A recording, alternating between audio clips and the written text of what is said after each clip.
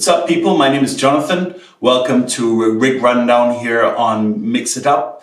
So I wanted to show you my live rig rundown using the recent addition here, which is the MX-12 VOES Midi Controller. I did an unboxing video of that and a few features. I walked through a few features. Just look through the videos on the channel. I'm sure you'll find it. I'll also leave a link in the description below. So quick overview. I have a Bulgara Tri-Rec amp, and I'll talk a little bit about that. To me, it's the steal of the century. They don't make them anymore, but you can find them on the used market, quite reasonably priced. They have some quality issues. I've had a fuse of mine go, but I found on the internet quickly how to replace the fuse. The fuse cost me €1, so I hope nothing else goes wrong, but it's an awesome sounding amp and it has so much flexibility and it has MIDI capability. And live, I was doing a lot of different tones, and as a singing guitarist, I needed to be able to hit one button and get the tone. And I noticed a lot of singing guitarists there are really good at pressing buttons and switching pedals on and off. I can't do that. Sorry, maybe I'm too old, I don't know, but I can't do that. So I want a MIDI controller that gives me a good range of presets, like 5 to 10.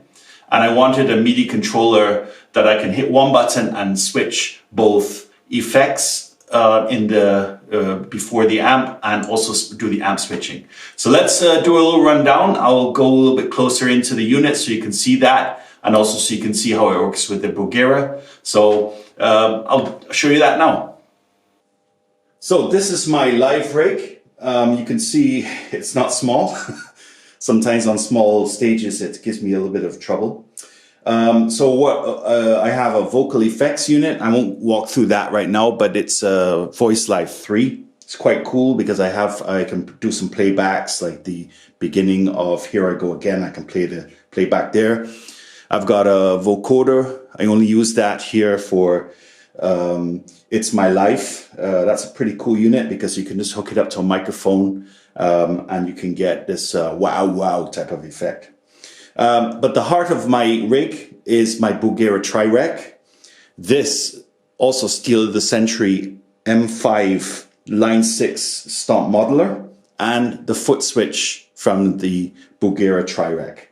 And of course the MX-12 VOES Midi Controller.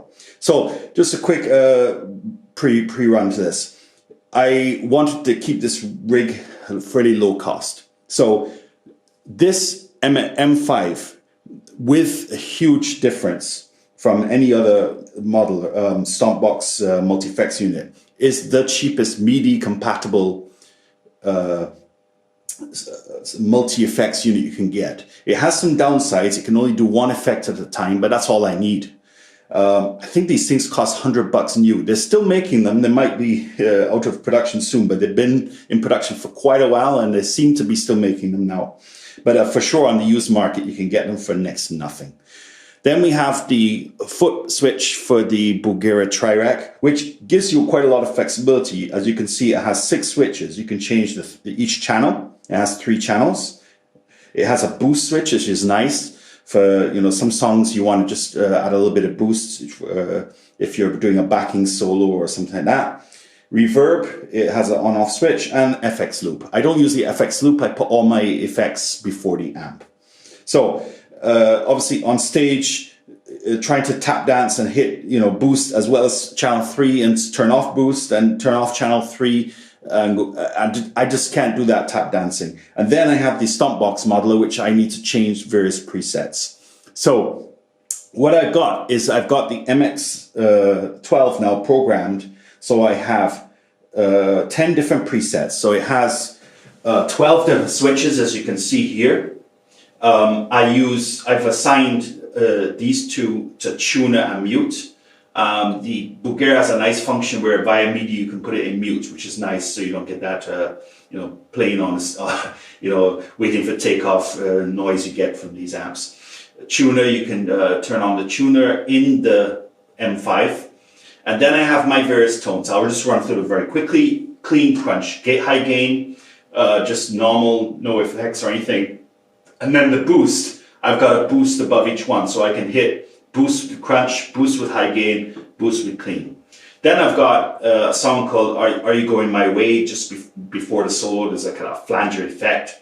There's an original song we have called Red Light Girl, and this is kind of like a chorus effect tone there.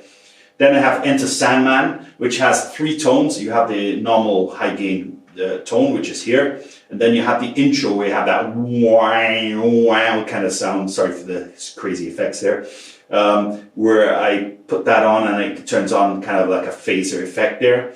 And then I have the clean, because I play the clean part with the chorus just after the solo is finished. And again, if I enter Sandman, I can hit that to start the intro of the song, this to go into distortion, and then I can hit this just before the solo. Again, avoids a lot of tap dancing.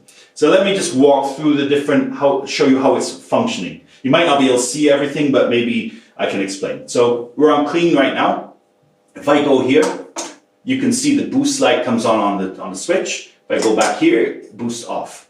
Crunch, that's channel 2. No boost, boost on, boost off.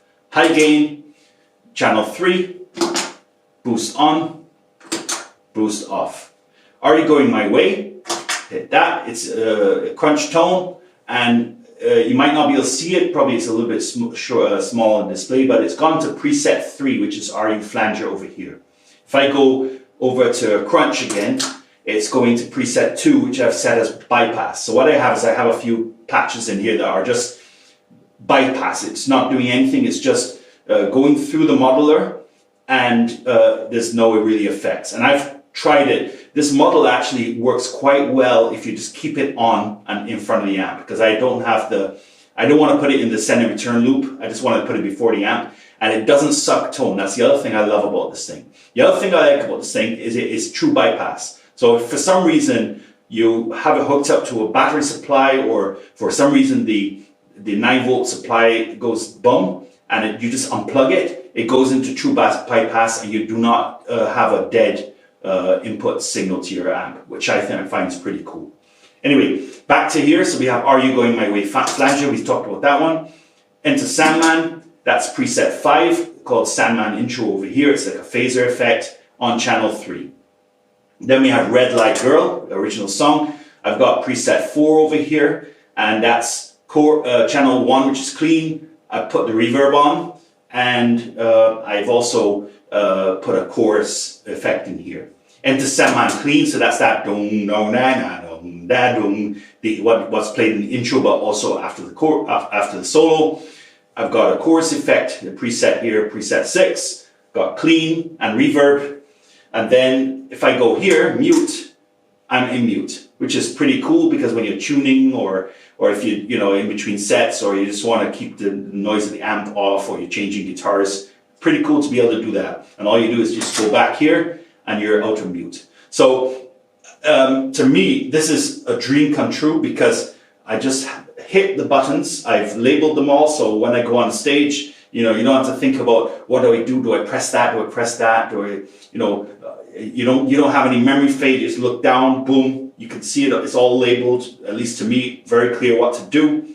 I have some of these buttons here. I found that pretty cool, because these are obviously three presets I mostly use. So these little knobs, which obviously you can find, I bought these in Thomann, a selection set. I've got these set up with different colors, also lining up with the colors of the buttons. So this is green, blue, and red, and I've got the same knobs, and it just adds visually better. And you don't, when you're pressing this, you don't mistakenly press this by mistake.